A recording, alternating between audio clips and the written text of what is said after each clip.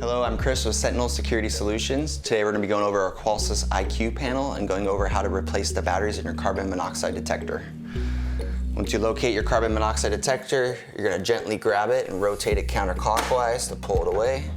Carbon monoxide detector tampered. Get a little screwdriver and you basically come over here and you're going to pop out this battery. Gently place it back in with the positive matching with the positive. And you slide it back on. Just wait till it grooves in. Turn it clockwise, lock it back into place, and your battery has been replaced.